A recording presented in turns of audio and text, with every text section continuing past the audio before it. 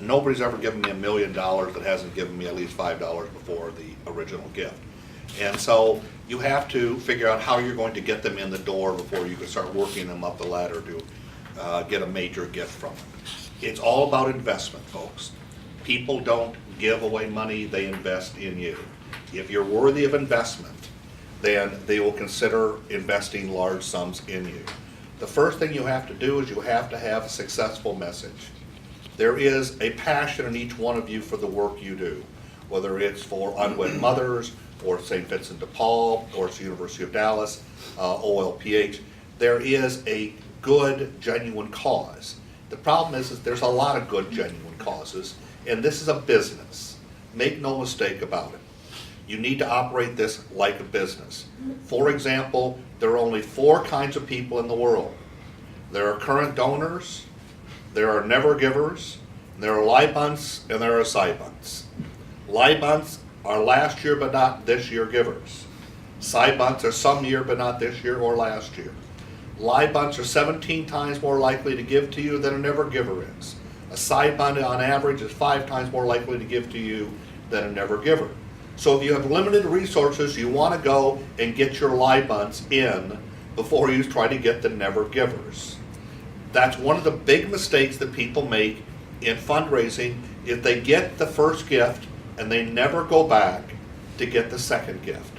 If you're raising money for political campaigns, within 2 months of the election, you stop recruiting or soliciting people who have never given to you, and you go back to the people who have already given to you and you say, if I could just get another $500, I could get a spot on the morning news show, and that would move 0.5% of the population. Quantify what people can get from you and go back to the people who have already given to you. The one thing that almost never happens to me is I give to a lot of charities. Invariably the next year, no one ever calls me. They do something worse. They send me a letter that's bulk mail and they say, Dear Thomas. Well, nobody calls me Thomas. They call me PK as for President Keefe. They call me President, they call me Tom, but nobody calls me Thomas. So as soon as I get a letter that says, Dear Thomas, I know you don't know me. And if you don't know me, then I'm not going to give you any money because I'm just one of a million people. If you know me and you personalize it, segmentation is possible nowadays, folks. You can do mail merges. You got to pay attention to the little things. This is a business. When you send a letter, 90% of all fundraising letters get thrown away before they open them up. The most successful direct mail marketing firm in the world is National Geographic. They always send you a colored envelope, and they always send you an envelope with a question or a statement on the outside that will intrigue you to open the envelope.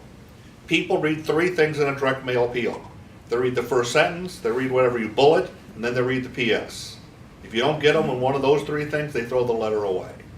Don't have it thrown away in the garage before you get in the house. Off a truck when it's rolling, I know I can. I'm as Irish as they come, and I'm very personable and charismatic. That's not how I raise money. That's a tool I use, but I raise money because I know my business. I know when I send an email out, I know what the best subject line statement should be. I know what it's supposed to look like. I know what a fundraising letter is supposed to look like. I know how to get vertical on people. This is something that if you want to raise money, then you need to become aware of what Sheridan does for a living. You need to get professionals to give you some insight into how you set up a fundraising appeal that will maximize the limited resources you have in your limited time and allow you to get to that transformational gift. Remember, at the beginning I said, this is an investment. You're not asking for charity. When they give money to the University of Dallas, I don't get any of it. It all goes for the purposes of the University of Dallas. It all goes for scholarships. Remember, you're doing this to make a difference in the world. My mother, God rest her soul, before she died, said, Tom, I couldn't do what you do. I said, what do you think I do? She says, you ask people for money. I said, Mom, that's not what I do. The day you were born, you want to be loved, you want to be clothed, you want to be fed. You want one more thing. You want to make a difference in the world before you die. I give people the opportunity to make a difference in the world. I give them a gift. They give me money. I get them to participate in something that's much larger than themselves. I think I'm doing them a favor. I've actually had people give me $350,000 and give me a gift to take their money. Now, you know you've done a good job when they're giving you a gift to take $350,000. And I'm not going to tell you war stories. All I'm going to say is that think of what you do as a higher calling. Don't think of it as asking somebody for money.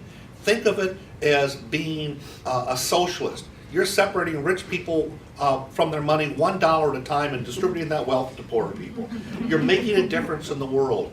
You're getting them to invest. If you are willing to invest your career, I mean, we've got some young ladies and young men sitting here who are 20, 30 years old. You've invested your career in this. All you're asking them is for some money. You've given everything you have. That you're asking them to join you, not to give to you, to invest in you, to invest in the cause that makes a difference in the world, to make this a better country and a better world. Investment is the thing you should, if you don't remember anything else today, remember, get people to invest in you. Think something to yourself, look them in the eye, and tell how good your organization is doing. People don't care how poor you are. Harvard has more money than any other school. Harvard raises more money than any other school. If needed anything to do with it, people wouldn't give Harvard money. People want to be part of greatness. They want to be part of a transformational thing. They want to invest in the future, and you need to give them a window that if they give you, your organization, money, that the world's going to be transformed. The return on their investment is going to be terrific. Thank you very much. Thank you.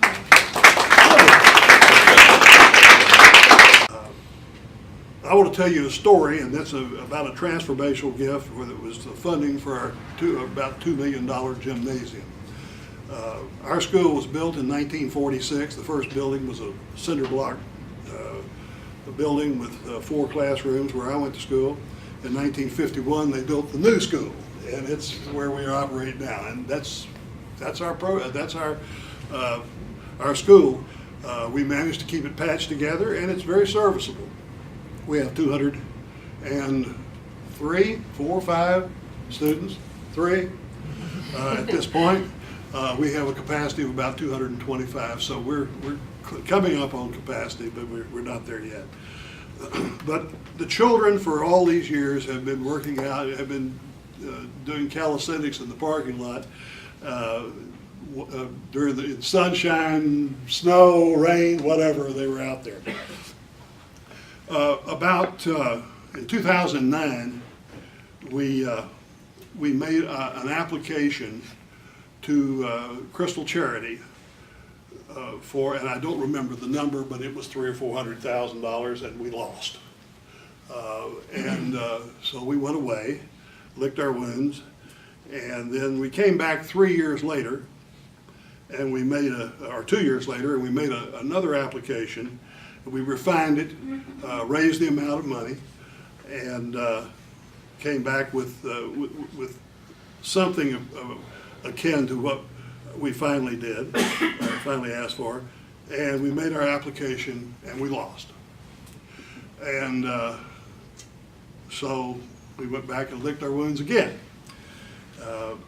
So 3 years later, there is a gentleman here who was on the board for 6 years, as I'm finishing up my 6 years here at the Catholic Foundation, Raul Estrada.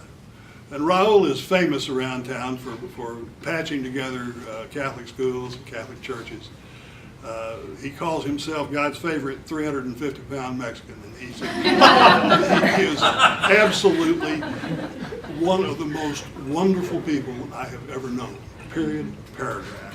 And he came to our meeting and he said, look, I built a gym in St. Mary Carmel on Singleton Avenue, and you need to come see it, and I want to build one for you. And he says, the way we do this is that we get the guys who work on the high-rise buildings and the warehouses and all. These are not second-class technicians. These are the best in town. And we get them to give of their time in the evenings and on Saturdays and Sundays, and we get these things built. So he put together an idea and a program how to do it. We've got a new set of plans done for a gymnasium. And 3 years, and I guess it's been 5 years ago now, we went back and made application to the Crystal Charity. We had our pastor, we had our principal, I spoke. Rahul wowed him. I mean, Rahul's a big guy, and he gets up and he tells them exactly what he's going to do, and he's very believable. Later on, they said that one of the things that they believed in mine was the fact that I graduated from the school, so I guess that gave me a little step up in what I said. But what knocked it out of the park was a fourth grader. Jonathan is his name. Jonathan wrote his own talk, and he was he batted cleanup for us, and we put a box down, and he got up behind it. And he looked out over 250 of the richest ladies in Dallas and said, "I've always wanted to speak to a room full of ladies." Then he described to them the fact that at our school, it's God's school. We know that it's God's school because he's there with us, and he gets things for us, and he wants you to give us a gymnasium. I just did up. Wow. That's good. Oh, yeah. Then he described working, doing push-ups on the parking lot in the broken glass. And in the end, how did he finish that up? It was. It was a prayer, wasn't it? Or he said in the name of the Oh yes, that's what it was. And so here are these ladies, and maybe 10% of them are Catholic. And he says, so I'm here to tell you that God wants you to give us a gymnasium, and if you do, he will bless you in the name of the Father. And the place came apart. It was unbelievable.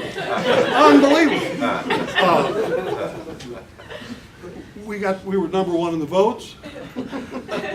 We got our gymnasium. They funded a great portion of it. With that success, we had other people who put money in. We got a gymnasium. We don't owe any money on it. It's wonderful.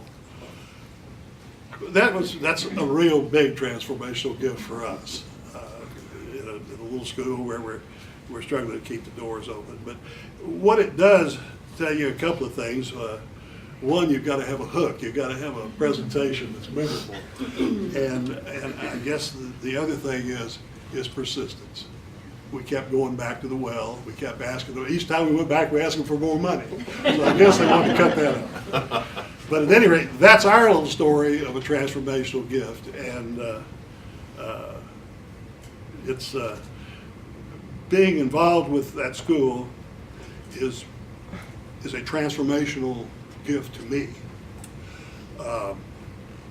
I really can't tell you how much it gives back. But I will tell you this, that once Kathy and Mary Lynn get someone to come over for breakfast and to walk and visit with the nuns, we got them. We got them. They want to invest in us.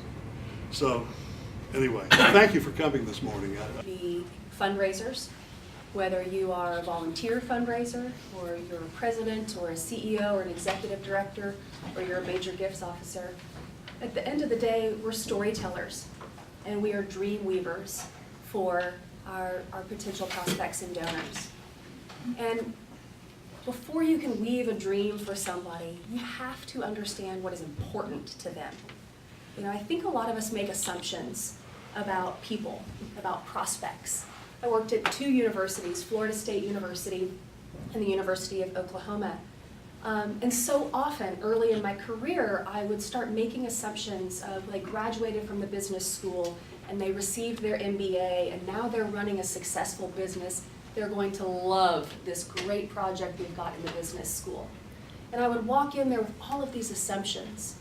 And rather than getting vertical, it's a great term, I would bring my horizontal game and lay out my dream and my story for them. What I learned later in my career is that it ain't about me. It has nothing to do with me. And that's when things changed for me as a professional. And this is what I try and help my clients and my colleagues understand. And in fact, I have a button that sits on my corkboard in my office that literally says, "It's not about me." Because I have to be a storyteller and a dream weaver for your dream, for our prospects' dreams, and for what's important to them. So before I can do that, I need to know the person. I need to understand their value system. I need to understand what's meaningful. After I dug in and got to know and stopped selling my story to this individual who is a graduate of a business school with his MBA and a successful entrepreneur, I found out that the class that really propelled him to leadership and gave him confidence was a theater class. It was voice and diction, it was public speaking, and it was trying out for a part in the play and getting a small ensemble role. His biggest fear in life was being in front of people and telling a story or putting himself out there. And those theater classes broke down that barrier, and he said, allowed him to become the successful person that he was. So what did he want to do? He wanted to invest his money in creating scholarships for students who were not theater majors, but could get them into liberal arts classes, and he wanted to set up an endowed faculty scholarship in the liberal arts college. I would have never known that. I would have assumed, as long as the day was and the night is, that business is where his focus would be. But it isn't about me and my assumptions, it's about this person. So understanding someone's values and what motivates them, that's the first step in my estimation. Yes, you have to get them in the door, absolutely. Yes, you have to tell a great story. But before we can tell a great story, and after we get them in the door, we have to invest in the person. I like to always think about the word philanthropy. If you know what the etymology is of the word philanthropy, it's a 17th century word. It is a Latin word, it is derived from Greek, and it means loving man. It doesn't mean giving money. It doesn't mean 2 or 5 or 20 zeros behind the one. It means loving man. And so at the core of this, we have to understand people. And we have to understand their motivation. We're in the relationship business, and that is critical. Now, once you understand them, in my estimation and from my experience, you have to connect them to the things that they've told you about. Connecting to the mission is critical.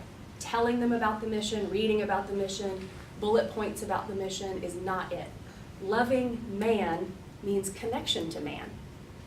It means getting them in the door and showing them the school, introducing them to the student, talking to theater students and faculty about what the liberal arts college is going through right now.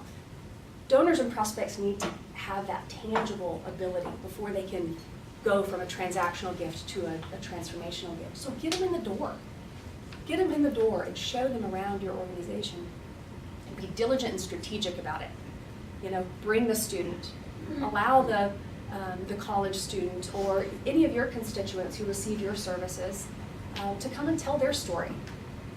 When people can see the impact of the mission, then they start to understand and their values become personified. I see myself, I see my values personified in this organization.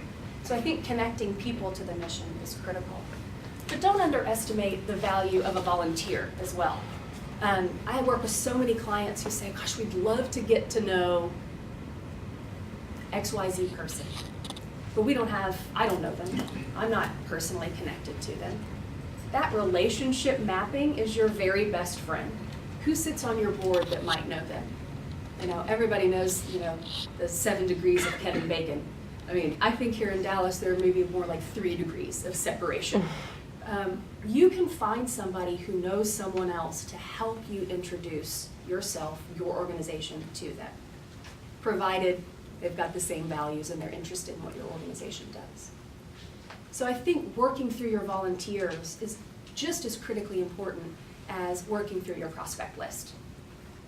You can create connection to people through the peerage factor, through your volunteers saying, I vouch for this. I've sat on the board for 6 years. I know that this is a place that is worthy of 30 minutes of your time. I'd like to just show you around. It's not about money. It's about connecting them and seeing if there's a spark. And I think that's really critical in our work as major gift officers and development professionals and CEOs to understand what are those connection points and how do I share with them, it's worthy of 30 minutes of your time. Come see what we do. Once you get them there and you understand those motivation factors and you understand what is of value to them, and you've got them connected into the mission, people logically start asking the next question, well, what do you need? What can we do? What's going on with your organization? You have to have a bold vision, you know, just giving to fill in the gap, you know, and sort of shore us up because our operations need philanthropy. That's not a dream. That's not a story. That's a need. You know, back to what Tom said earlier, people don't give to a need. They give to solving a problem. They give to solving an issue. They give to impacting and transforming other people's lives. So what's your bold vision for your organization? What are the priorities underneath that bold vision? Are they multifaceted, perhaps like at a university? Or they're singular, perhaps like at the school example. We need a gym. This is why we need a gym. We have a vision for our school to continue to be God's work for our students. And in order for them to be the best selves, we have to have this component. And this is why that's a priority for us. So just telling a great story on mission is wonderful, but we've got to back it up with bold vision and great priorities. And that's where I think partnership comes into play with not only professionals on the development side of the fence, but the board, the executive leadership of an organization. Those conversations have to be ongoing. It's not only one person's job to create those, it's a partnership between board, executive leadership, and development staff to say, what are our priorities and why will this move us forward?